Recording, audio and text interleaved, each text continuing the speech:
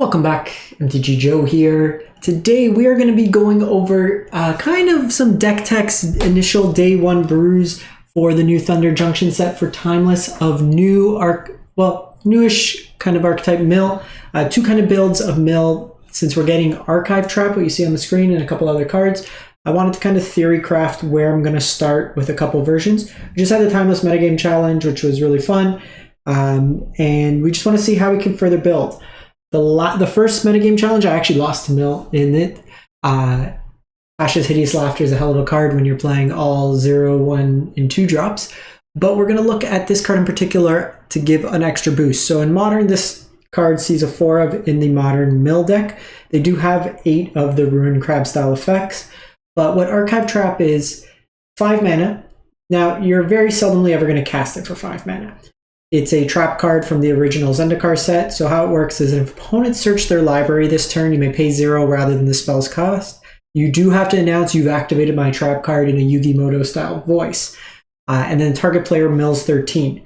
What makes this particularly good in the Timeless format is players are constantly searching their libraries thanks to fetch lands. So they go to fetch, and then you activate the trap and get them that way there. So they end up milling 13. So this is a way to kind of turbo out mill without actually having to commit cards to it. The other card we're getting is Surgical Extraction. So Surgical Extraction is a Phyrexian mana cost. So you can pay either 2 life or pay 1 mana. It's an instant. And then you choose a target card in target player's graveyard. Other than a basic, you search their owner. Basically, it's an extraction effect. You take that card out of their hand, library, graveyard, exile it. So you can take away win conditions. So if you're able to mill over a show and tell, you're able then to steal it from their library. What's going to be curious with this card is in some of the decks, I'm like 2 to 3 copies. I don't know if this is something that's a sideboard card, if it's a 4 of main board. That's where when we play the games, we're going to really want to see where this kind of resides in. And then lastly, in one of the versions, we're playing Counterspell right now, but we can strictly upgrade it with Mana Drain. So they mentioned that this card will not be restricted upon release, but they're going to quite closely monitor it. Basically, this is parallel to Counterspell, counters anything, but at the beginning of your next main phase, you get to add that amount of colorless mana. So if you counter a 3-drop, you add 3 mana. So this all kind of plays into the effect itself. So looking at the decks themselves, we're going to start off with a Lurrus version and a non-Lurrus version. There might be some hybrids to it. Again, I'm not claiming that this will be the final be-all, end-all version of the deck, but what we're trying to see is how does this deck play relative in some of the ideas. So with the Lurrus version, and just to kind of preface, Chilling Trap is Archive Trap, and Cling to Dust is Surgical Extraction right now. So 4 of Archive Trap, 3 Surgical Extractions in this particular list.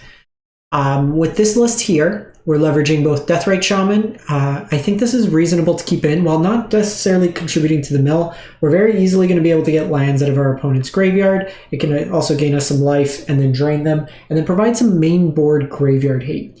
In this version compared to the non-Lurrus version, the non-Lurrus version that we're going to look at has Ashiok in there, which has graveyard hate through the exile. So these are kind of our mill enablers. We have Ruin Crab, we have Mesmeric Orb.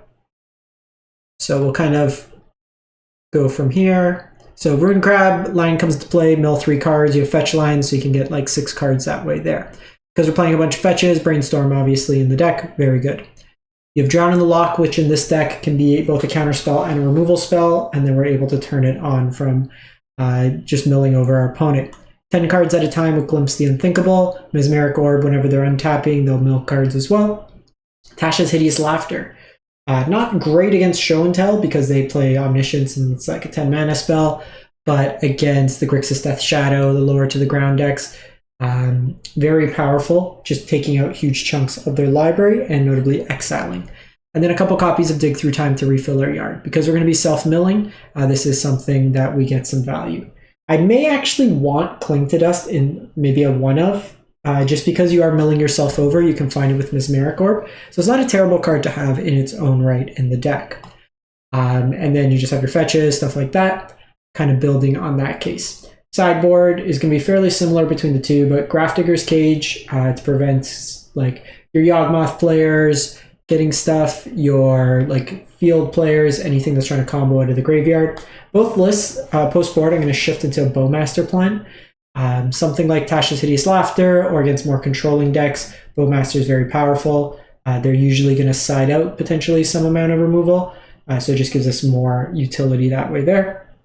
Also, like in the brainstorm battle, it helps to have them. Even against show and tell, which is a little slow at times, you could just flash it in when they're not expecting it. Soul Guide Lantern for graveyard exile when we need it.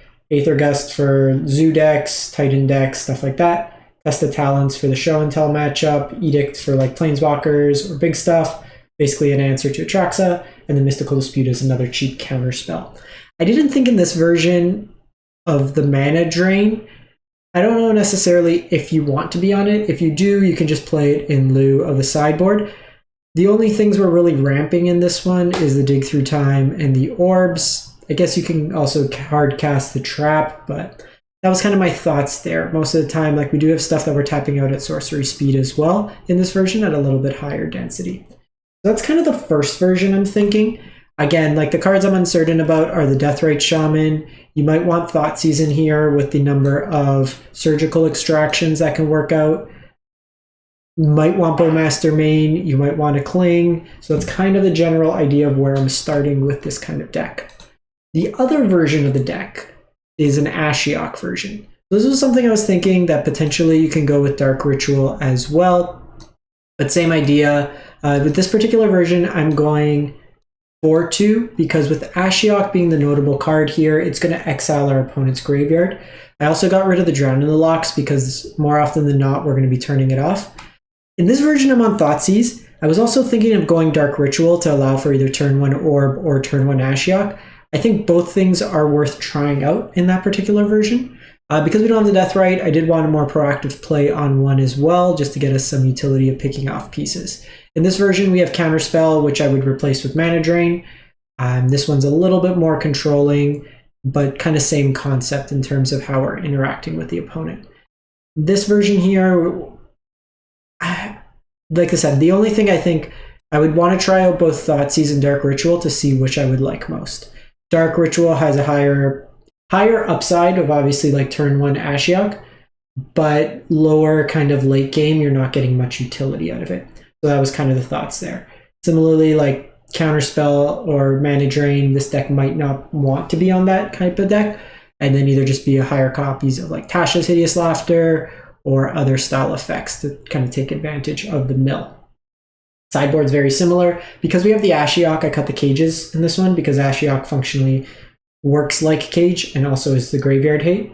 And then just had Tasha's in the side against the lower converted mana cost decks. And then I brought a couple more Go for the Throats just because we don't have the Deathrite Shaman for life gain or kind of early blocker if needed. It just provides another removal spell if we're running into stuff like turn 1 Ragavan.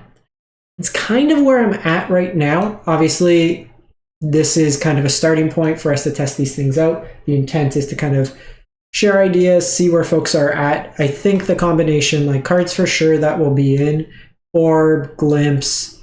I think you do want Fatal Push, you do want Archive Trap, you do want Push.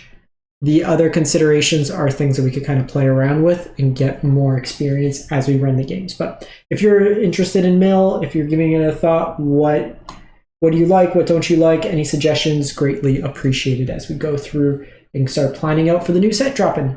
In any case, thanks for watching, everyone. Hope you have a great one and stay safe out there.